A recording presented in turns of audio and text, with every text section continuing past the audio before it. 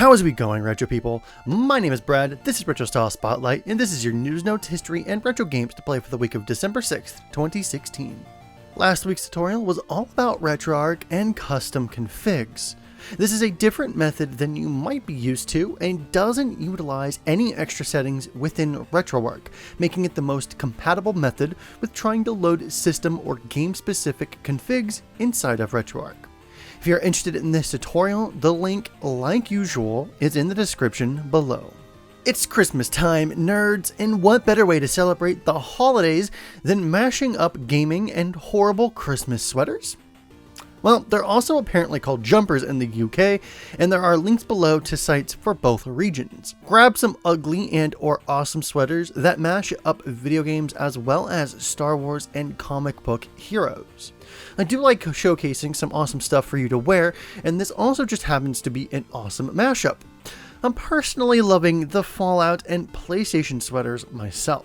What other awesome Christmas-themed nerdy stuff do you like around this time of year? Let me know in the comments below. And before anyone asks, no, this wasn't sponsored. It was just a slightly slower news week. That's all. More long-lost games. This time around is the original Rayman that was released for Saturn, PS1, DOS, Jaguar, Game Boy Color, Game Boy Advance, DSi, and even more recently on iOS and Android. So you might be asking, why would this be considered long lost? This is a very well known and well ported game. What gives, Brad? Going insane on us? Well, no. There is a version of this that is long lost, the original version, and it's finally made its way out.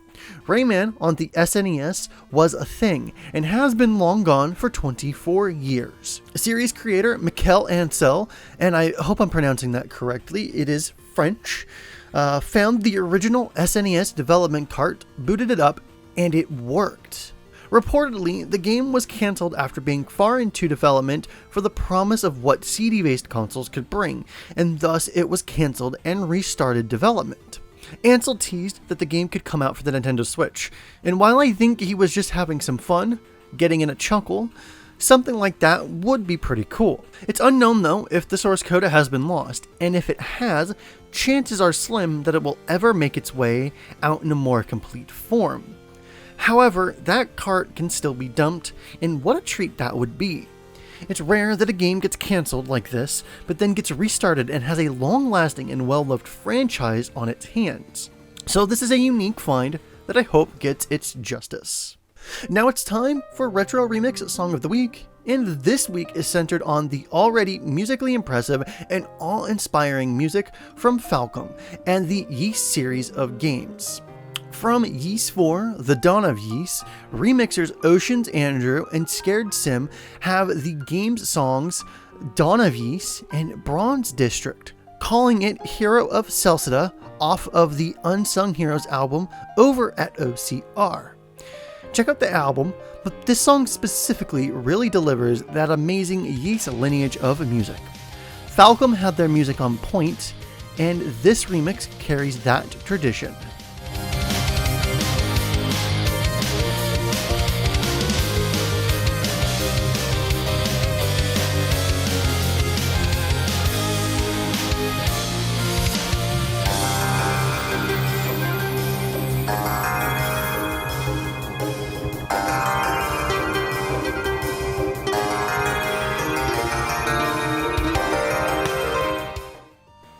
This month in 1995, Tales of Phantasia was released in Japan for the Super Famicom, starting the long lineage of amazing JRPGs still being released to this day.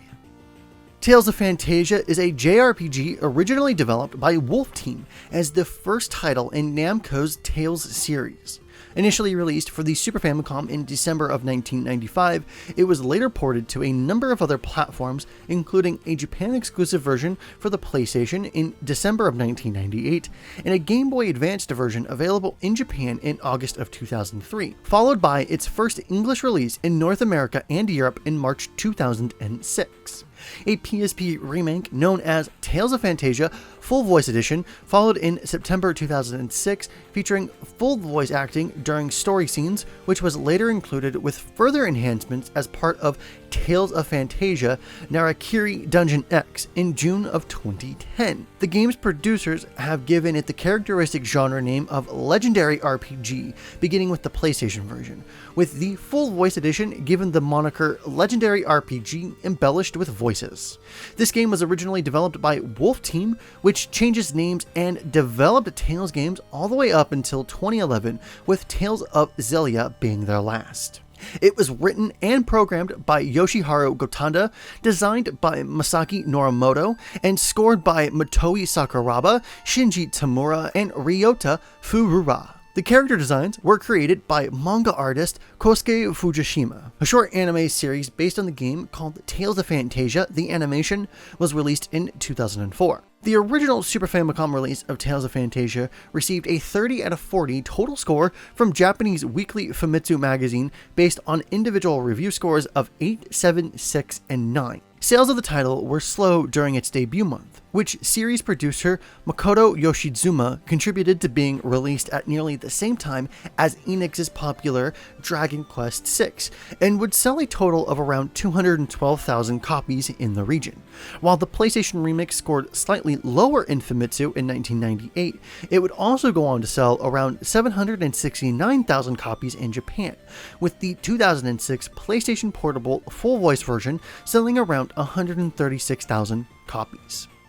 If you are a patron that pledged to be a part of our Patreon campaign and are watching this early, then thank you very much. For those of you who pledged at the producer level role, your names are now on screen. If you are interested in seeing your name as a part of Retro Style Spotlight, the tutorials, and have it be inside of the Launchbox app, then head on over to our Patreon link in the description below. At just $2 a month, you can see content like RSS early, and at higher tiers, you start to unlock things like exclusive Discord server access, producer credits, and a personal hangout with the Launchbox team. Any dollar amount anyone pledges to our campaign is helping us create a better product on every front. So that was Retro Style Spotlight for the week of December 6th, 2016. All of the relevant links to everything you heard in this edition of RSS will be in the description below. Remember, you can sign up for a Launchbox forum account, and if Launchbox has given you a beautiful library of games, then why not purchase a premium license of Launchbox for $20 to access Big Box, which is a controller and couch-oriented version of Launchbox. The Launchbox Games database is available for any user to contribute to as well. Jason, Kirsten, and I, along with the rest of the team, still have a lot planned for our community, so if you haven't already subscribed to our YouTube channel, we're doing a tutorial video every Friday, live developer sessions, Launchbox news, Q&As, and a ton more content in the future. Let us know what you think of RSS and any feedback you may have on it. My name is Brad, the link to my channel is below, and remember, freaks and geeks, to play more games, and we'll see you next time. Have a good day!